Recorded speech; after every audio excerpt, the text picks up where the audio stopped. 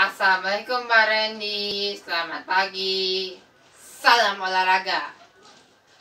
Sesuai tugas yang Bapak berikan untuk dikumpulkan besok, kali ini aku akan mempresentasikan mengenai menerapkan budaya hidup sehat dan bahaya narkoba atau nafza. Namun sebelum aku menjelaskan bahaya narkoba atau nafza, aku akan menjelaskan apa itu budaya hidup sehat. Nah, budaya hidup sehat itu adalah konsep hidup yang mengedepankan upaya-upaya dan kegiatan-kegiatan hidup yang sehat, sehingga upaya tersebut dapat menjadi kebiasaan yang dapat berpengaruh baik untuk tubuh. Nah, dengan kita melakukan budaya hidup sehat, maka kita dapat terhindar dari berbagai penyakit, maupun menular atau tidak menular.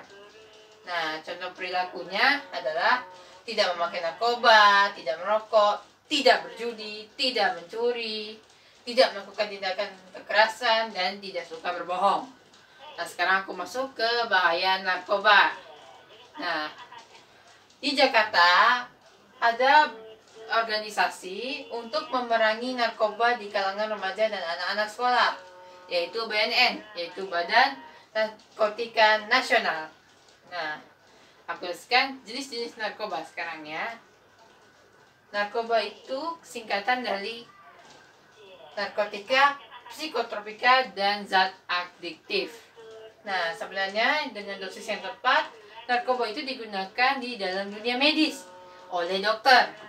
Nah, contohnya membius pasien guna menghilangkan rasa sakit saat dioperasi, lalu mengobati penyakit tertentu, contohnya hipertensi. Nah, narkoba itu meliputi zat alami dan zat sintetis.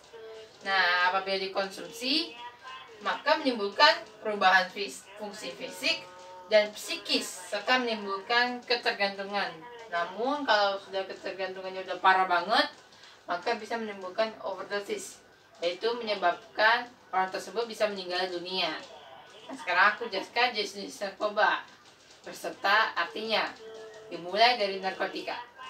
Narkotika adalah zat atau obat yang berasal dari tanaman atau bukan tanaman, baik buatan atau sintetis atau semi buatan atau semi sintetis, yang menyebabkan penurunan dan perubahan kesadaran, hilangnya rasa, mengurangi sampai menghilangkan rasa nyeri, dan dapat menimbulkan ketergantungan. Contohnya ganja, opium, kokain, dan heroin. Nah, narkotika itu dibagi jadi 3 jenis. Nah, ada dari alam, semi buatan, dan sintetis. Nah, kalau alam contohnya ganja dan opium, caranya itu dihisap. Nah, kalau semi buatan ada morfin. Itu caranya disuntikkan di bawah kulit ke dalam otot atau pembuluh darah, yaitu intravena. Nah, kalau heroin atau putau, itu caranya disuntik atau dihisap. Nah, yang terakhir adalah kokain. Itu caranya dihisap menggunakan penyedot atau gulungan kertas dari atas permukaan kaca atau datar. Nah, kalau sintetis, contohnya petidin, metadon, dan naltrexon. Nah, aku lanjut ke psikotropika. Psikotropika yaitu zat atau obat yang berasal dari alam atau buatan yang bukan narkotika, yang dapat menyebabkan perubahan khas pada aktivitas mental dan perilaku. Contohnya amfetamin, sabu-sabu, inex, golden eagle, dan ekstasi. Nah, psikotropika ini bisa masuk ke dalam dunia artis. Contohnya Ridho Roma, dia ditangkap karena amfetamin. Bahkan kemarin dia ditangkap lagi karena masih ketergantungan sama amfetamin. Dan beberapa tahun yang lalu, Roro Fitria ditangkap karena sabu. Nah, itu bahaya loh, psikotropika. Nah, aku jelaskan jenis-jenisnya. Nah, psikotropika itu terbagi jadi 3 jenis juga.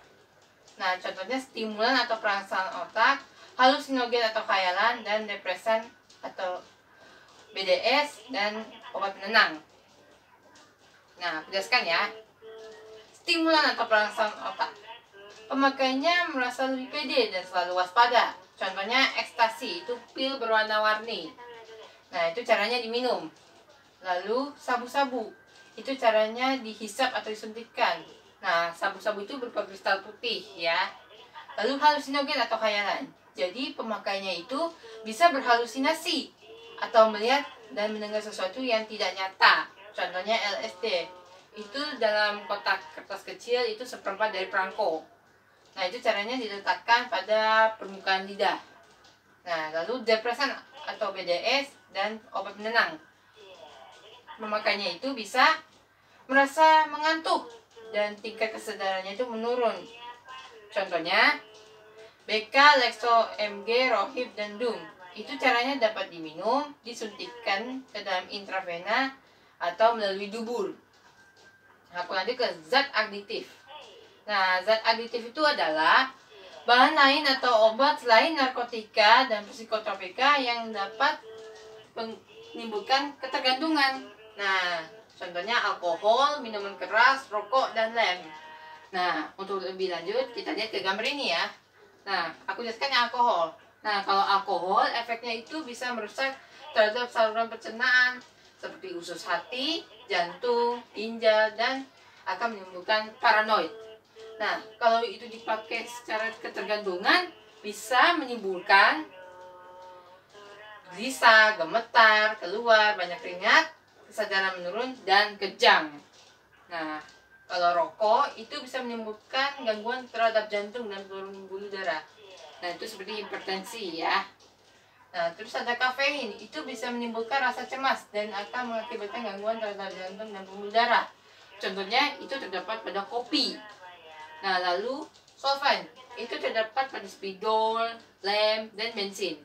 Nah, itu bisa efeknya itu menghambat pernafasan, infeksi dalam tenggorokan, gangguan pada otak, dan kerusakan pada hati dan ginjal loh. Jadi jangan coba lem ya. Nah, itu contoh-contoh zat adiktif dan itu semua adalah jenis-jenis narkoba.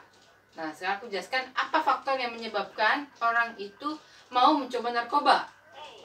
Nah, faktornya yaitu pergaulan yang tidak benar. Lalu anggapan narkoba dapat menghilangkan rasa putus asa atau frustasi. Lalu anggapan dapat mengatasi rendah diri dan dapat menghilangkan kejenuhan. Namun sebenarnya itu tidak benar. Itu bakal bisa dijauhi banyak teman, bisa menyebabkan putus asa, bisa menyebabkan frustasi, bisa rendah diri, dan bisa jenuh. Nah, sekarang aku jelaskan cara-cara menghindari bahaya narkoba, yaitu menghindari pergaulan dengan teman atau lingkungan yang tercemar narkoba. Lalu yang kedua, benar-benar harus mengatakan say no to drugs atau katakan tidak pada narkoba. Jika ada orang yang bilang, ayo kita coba narkoba, nanti kamu gak jadi frustasi loh. Bilang say no to drugs. Jadi kita gak boleh mencoba-coba narkoba. Lalu aktif dalam kegiatan-kegiatan yang positif, mengembangkan potensi diri, lalu berpikir positif, meningkatkan rasa tanggung jawab, dan tidak mencoba-coba narkoba sama sekali, karena itu berbahaya. Nah, apa ada yang tahu apa saja bahaya narkoba? Aku jelaskan ya. Bahaya narkoba itu ada ketergantungan, gangguan mental, emosional, gangguan berbahasa, membaca, dan berkonsentrasi. Lalu ada gangguan fisik, contohnya gangguan pada sistem saraf tepi. Lalu memburuknya kehidupan sosial, yaitu suka berbohong. Dia bilang pada ibunya, dia uang itu buat beli buku, ternyata buat beli narkoba. Gak boleh ya. Lalu merusak organ tubuh, terus dapat terkena penyakit infeksi, yaitu HIV atau AIDS. Nah, kenapa bisa terkena HIV atau AIDS? Karena jarum suntik tersebut itu tidak diganti-ganti. Jadi suntik kepada orang yang HIV atau AIDS itu tular ke kita dan itu bisa menyebabkan meninggal dunia. Jadi sampai sekarang ini HIV atau AIDS tidak ada obatnya sama sekali. Nah, aku jelaskan ada 10 alasan mengapa kita harus say no to drugs. Yaitu kita menjadi bodoh di sekolah, orang tua kita jadi sedih, kita menjadi ketergantungan, bisa merusak pikiran kita, bisa merusak tubuh, lalu membuang-buang uang kita sendiri, lalu bisa menimbulkan kriminalitas, lalu bisa membunuh kita, membuat kita menjadi loser, lalu kita di penjara. Bahkan yang lebih buruk lagi adalah kita bisa meninggal dunia gara-gara narkoba itu. Nah, demikian presentasi dari aku. Semoga bermanfaat.